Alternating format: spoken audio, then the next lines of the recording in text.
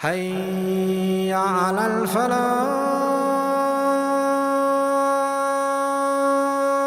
Don't be from those who become heedless.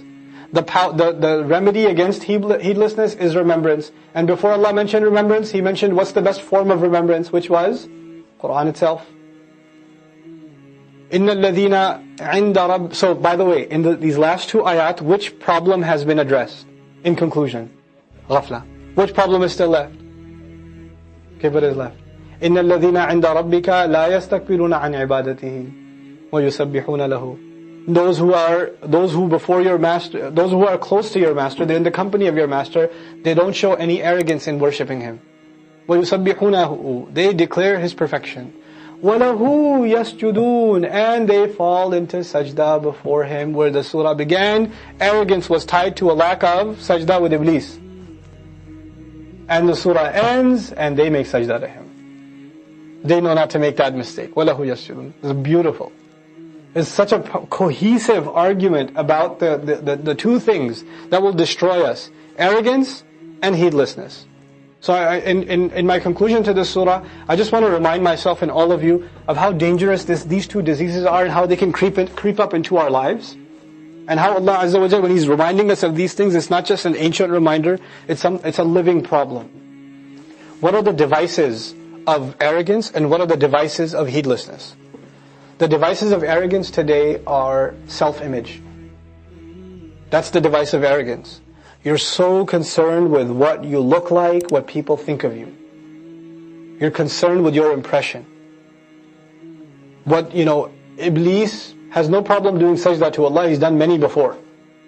It's in front of others. I have to do sajda to another creation. It's now comparison to somebody else. So when you're too conscious of others around you, two things happen. One, you're constantly comparing yourself to others, and you want to make sure somehow you're better. And two, when you're so concerned with others, you no longer become concerned with Allah Azza wa Jal. You forget that. You lose sight of that. These are the makings of kibr. Self-image. You're obsessed with yourself. Self-indulgence.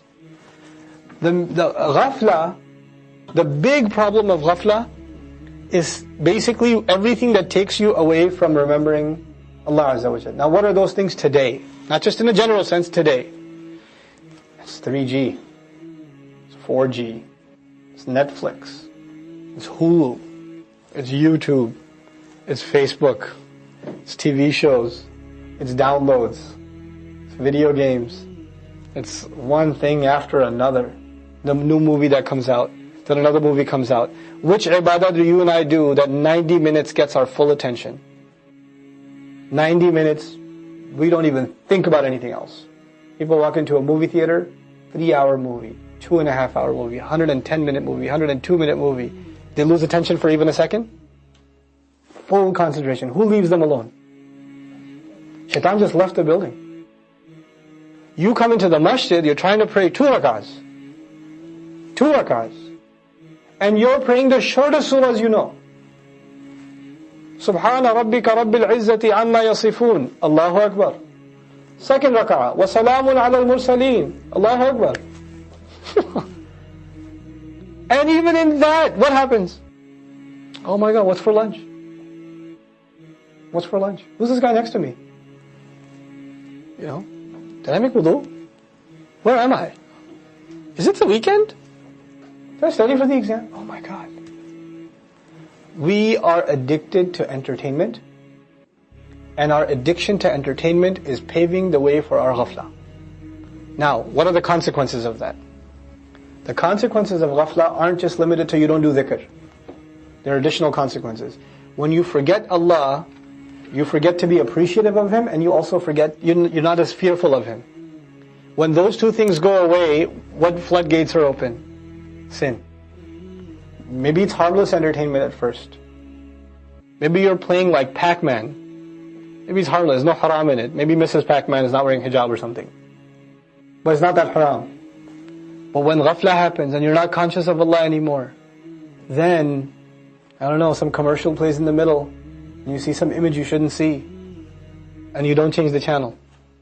Ghafla lets you stay and watch, and every time you take in sin, there's a little stain on your heart and my heart, and more and more and more, until the whole heart gets covered in dirt, mud. And at that point, when you pray, you know nothing's going on. And you're wondering, how come nothing's going on? You cannot remove that mud without effort. I can't remove that mud without effort. We have to cleanse ourselves from an addiction to entertainment. We have to like get it out of our system. We have to remove it from our system. We have to replace that time with dhikr. If you don't have the concentration to sit and recite astaghfirullah 1,000 times, which is okay, you don't even have and what's going to happen also? Allah says recite Quran, right? The remedy. What's going to happen when you recite Quran every time? Guaranteed. Guaranteed. أعوذ بالله من الشيطان الرجيم بسم الله الرحمن الرحيم ذلك الكتاب لا ريب فيه. You will pass out before you know it. Happens or no? Shaitan is amazing at hypnosis. Amazing. You're so tired, sleepy, just go to sleep. And you're about to go to sleep. Contrast it, you're about to go to sleep. It's 12 o'clock at night. You woke up at 5 in the morning. Your body needs rest, your eyes are crying, and somebody says, yo, I just got a new movie. Your eyes are like this. Are you going to finish the whole movie or no? Guaranteed you'll finish the whole thing. And you haven't even prayed Isha yet. And so you watch the whole movie, you had energy for that. And somebody said, hey, there's some soda downstairs. You'll run downstairs and get the soda, or get the chips or whatever.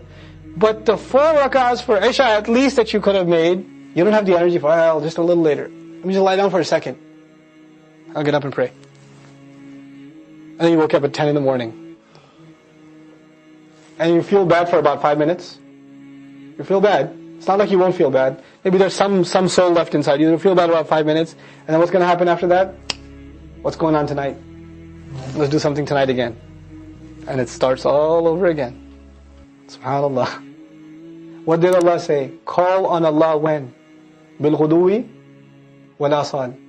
Respect the times of prayer. That's part of fighting ghafla. Don't trivialize the times of prayer. Don't allow your nights will destroy your life. I'm telling you. Ghafla, the battle against ghafla is the battle against doing bad things at night. Making stupid decisions at night. Pray Isha and go to sleep. Pray Isha and go to sleep. Keep yourself busy with good things. If you can't, at least keep yourself busy with sports. Something productive, exercise, something, just not entertainment. At least when you're exercising, you're not taking in things that are destroying your heart. At least that's not happening. At least you're feeding your body, but not ruining your soul. Entertainment is not feeding your body, and it's also at the same time destroying your soul. It's doing both. That's the time we're living in. And I tell you, one thing leads to another. It starts with an innocent thing. It starts with a YouTube video, and a Hulu thing, and a Netflix thing, and a this thing, and a that thing, and eventually it grows into filth. People get addicted to filth. And then it doesn't stop because the virtual is not enough, and they move to other things. These floodgates, they start with one thing. They start small. The good and the bad. أول ميل تبدأ بخطوة. The good and the bad. This is a real battle in our lives. A real serious battle in our lives. And I tell you, when you study the example of Bani Israel in this surah, a mountain hanging on top of their head wasn't enough. You would think, what kind of evil people are these? But I tell you, are we the kind of people, if a mountain was hanging over our heads, we'd quit the movie forever and ever? Or we'd go back? It's before we point the finger at Bani Israel and say, man, them Jews, I don't know what they had for breakfast, but they were messed up. Must have been something in that manda and salwa or something. Nope. I tell you personally, my belief is the amount of heedlessness and the amount of arrogance and the amount of evil that we find in the Muslim community across the world today, including here. Bani Israel, that's their behavior that's mentioned in the Quran, they would want our autograph. We thought we were bad, you guys. We thought we were being bad with the fish. What you guys have done is incredible. With inheritance law in Islam, you guys are amazing. That's some good stuff. we've taken the cake. We need to go back and start at the basics. The first step is to get rid of ghafla. Assalamu alaikum wa rahmatullah. If you enjoyed this video, please do share it with friends and family. If you want to see more videos from this series, click on the box at the top. If you want to see other videos, click on the box at the bottom. And don't forget to hit the subscribe button. Thanks.